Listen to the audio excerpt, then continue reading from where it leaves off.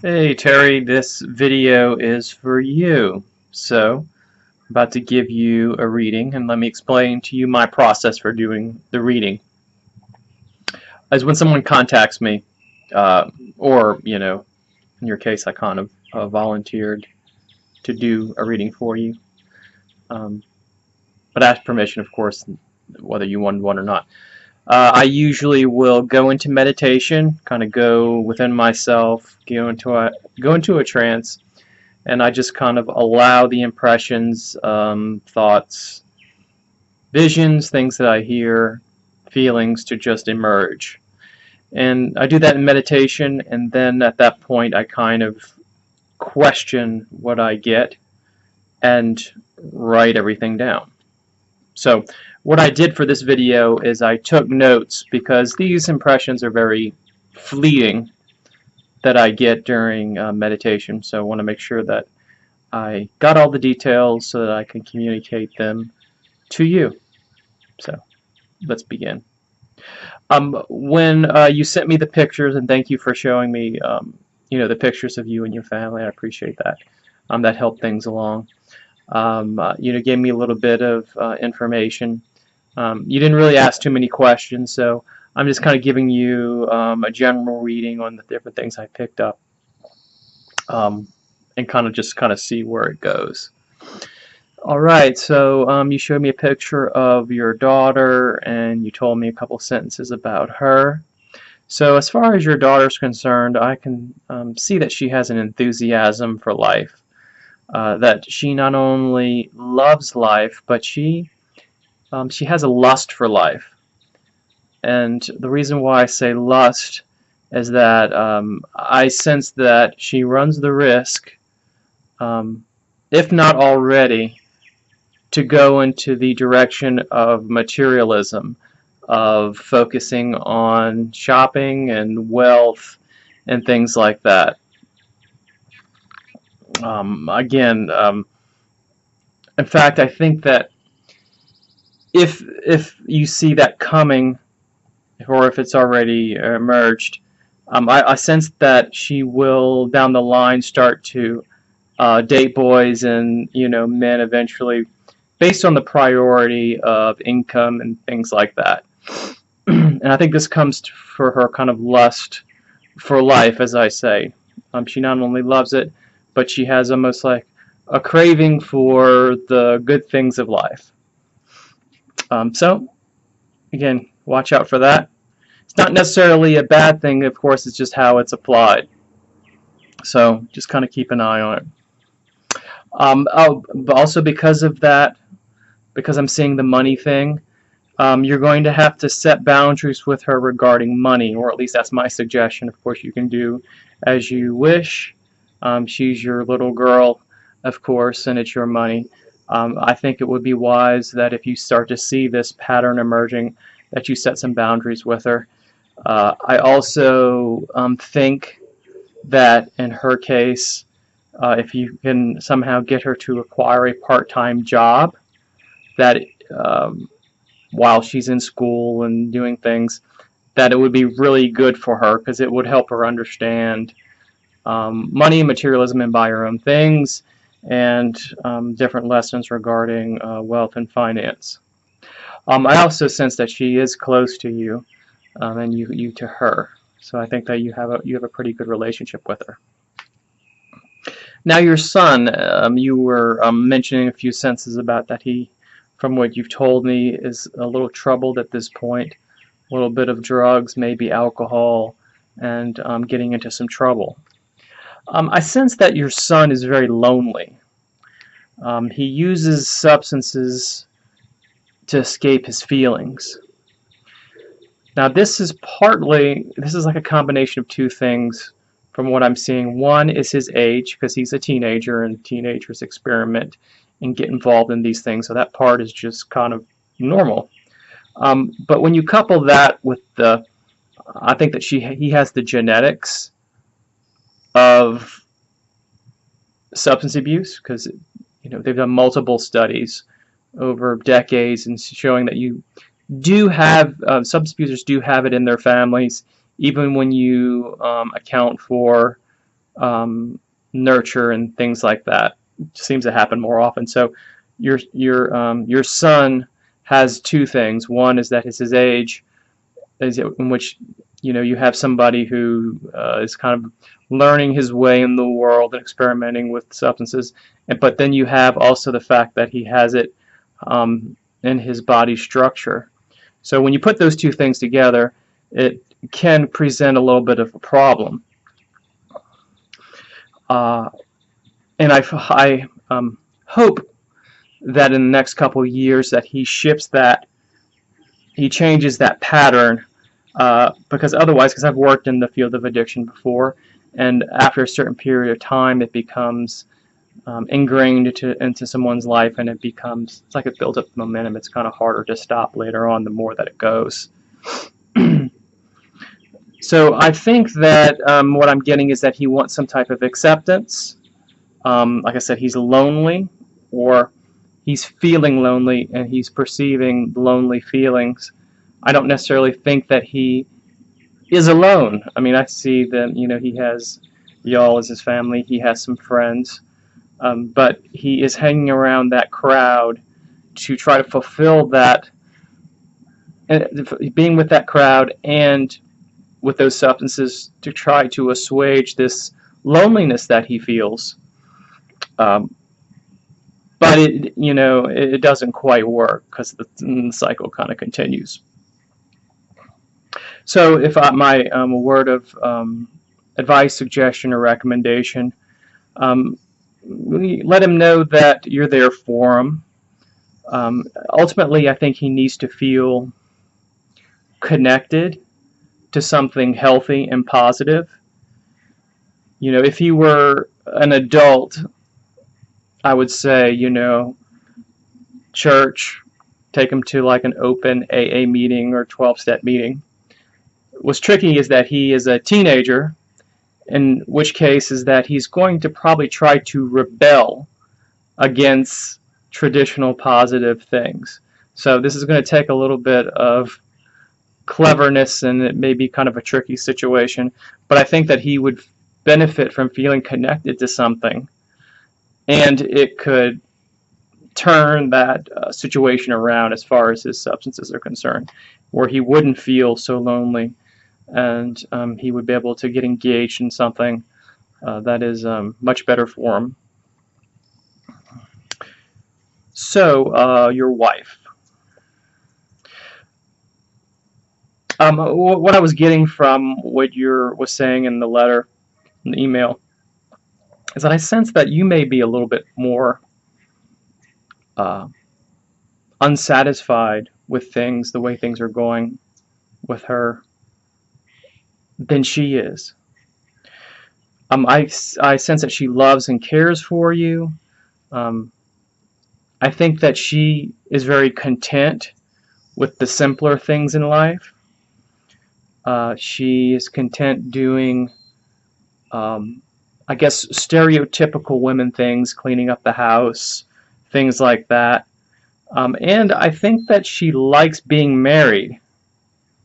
And I think that she likes being married to you. You're involved in this. Now, when you were bringing up the thing about sex being kind of unfulfilling and various things, your wife, I hear her say something to herself as far as that's concerned, and maybe some of the things that you may be unhappy about. She says in her head, this is what happens when you're our age and you're married.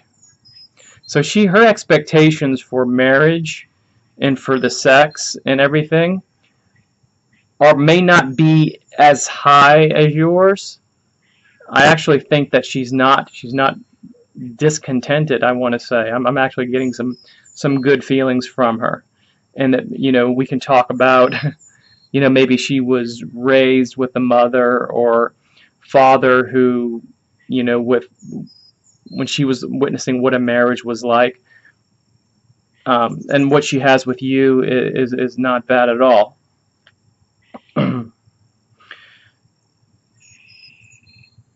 But I think that this is actually a good thing for you if you were worried about how unsatisfied or discontented she was. I don't see that so much. I see that maybe you're more unsatisfied in a lot of ways than she is. Okay, now as far as the sex is concerned, I'm also getting that she would shift things for you if she knows how to give you what you need. We don't always know how to give people things in the way that they want it. So keep that in mind. That you might need to share some information, teach her a little bit. It may be a little uncomfortable, or you might think to yourself, well, why should I do that? You should already know how to do it. If you find yourself thinking these things, try to set it aside. She is a woman, you're a man, your brains are different, so you might need to show her what you need in the way that you need it. Okay. Next, or I don't want to say next, this is adding on to that. You two are very different people. I remember you mentioning in the email that you're kind of the weird one.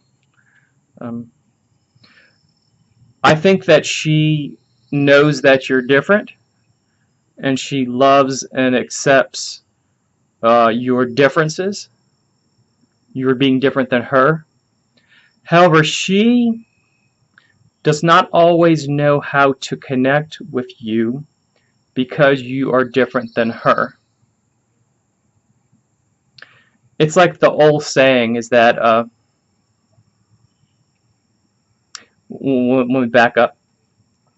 I heard this when somebody was trying to explain, one man was trying to explain something to a younger man. The younger man was trying to find a date, and the young man was trying to take this his girlfriend to places that he was like, drag car races, football, different things like that. And she wasn't into it, and she wasn't thrilled, and she wouldn't have a good time, but he would drag her. So the older man told the younger man, he said, "You ever been fishing?" And the younger man said, "Yeah."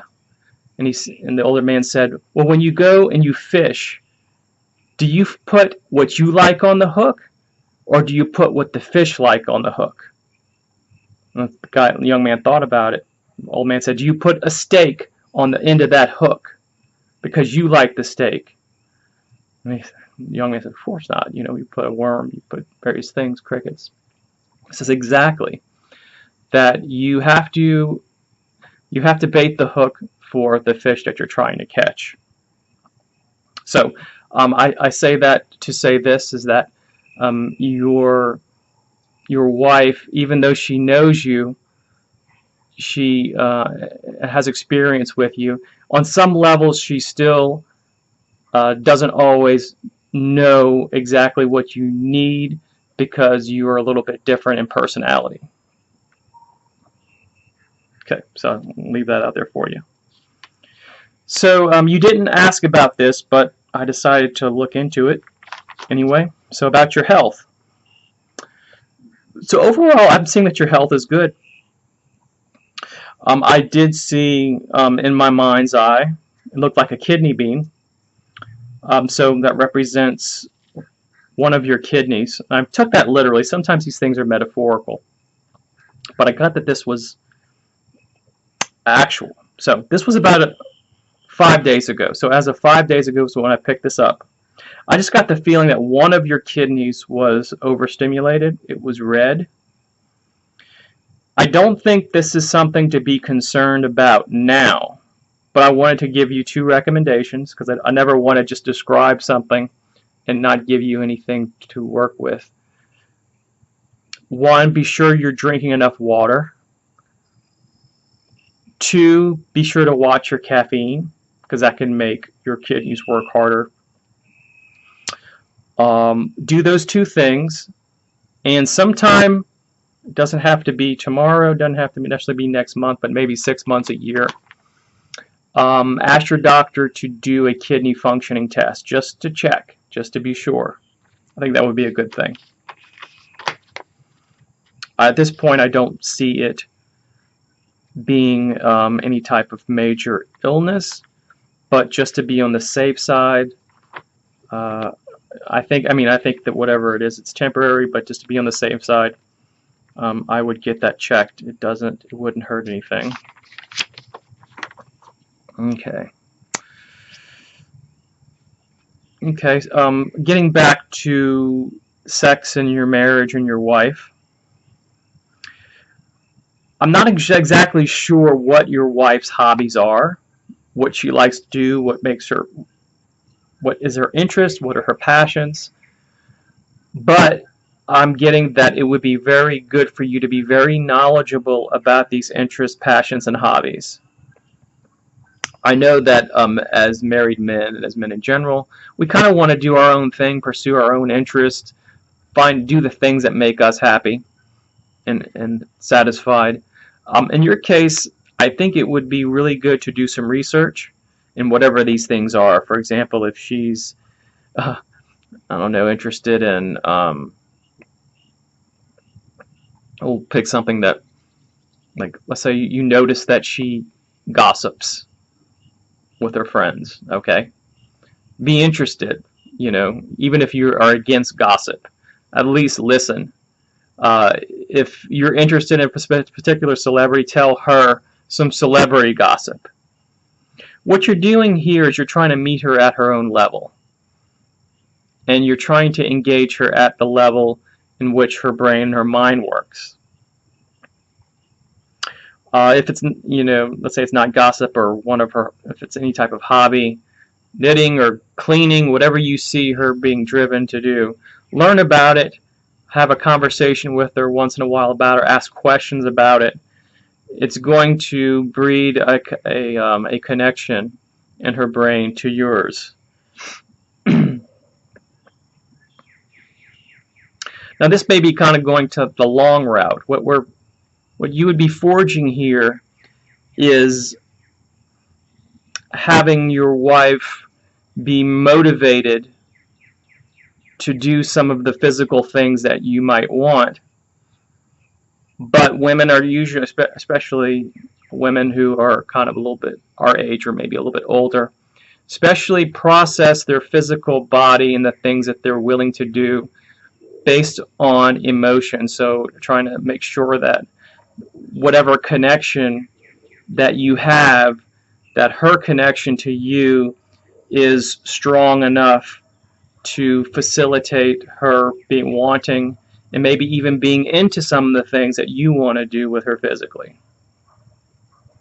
In fact, I think she would go the extra mile if she perceives from you that you understand her world. No matter how boring or uninteresting some of these activities and things are to you, I think it would greatly benefit you if you spend a little time. Pretend like her activities are some type of occult science that you're doing research on. Be a student of human behavior and her behavior. I know you've probably been around your wife a long time. I've been around my wife a long time, but I probably would do well to do the same thing, because I think we miss certain things by kind of just engaging ourselves in our own world and our own activities and our own daily trances that we put ourselves in.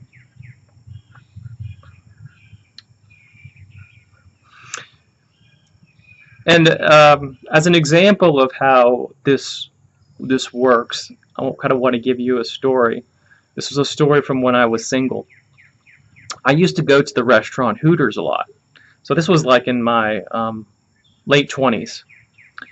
And if you've ever been to a Hooters, they usually have young women. So we're talking, the hostesses are like 16, 17. The Hooter girls are usually anywhere between 18 and 22. Once in a while you get a little bit older than that.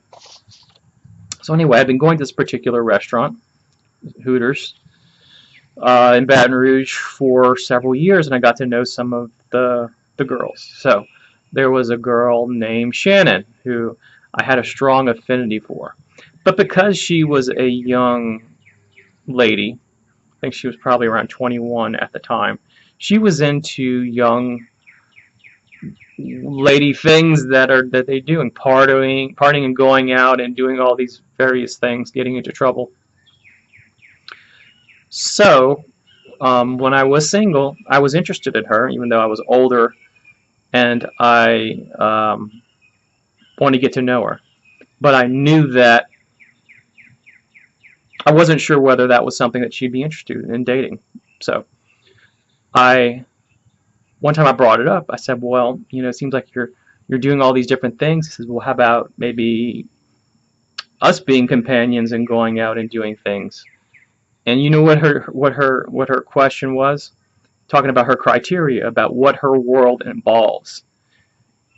She asked me whether I was a drinker. Because up to that point of being there for 2 years, usually during the day I would come, and I don't drink usually during the day. It was lunchtime, and usually it would be at work day, so I'm not going to drink in the middle of the day when I'm working. I can't, because I was doing some substance abuse work at that time. So drinking during that time wouldn't be a good idea. So in any case, she said, well, how much do you drink? And do you drink? And all this type of stuff. So her criteria was, if you were a drinker and we could drink together, that would be the main criteria, and I would go out with you and we party and have fun and date. But that wasn't me. Now that's something I couldn't. That's something I wasn't willing to mold myself into a drinker just to date this girl. So it did. Of course, it didn't work out. But at least I got her criteria. And I don't think your wife her criteria is going to be something like that.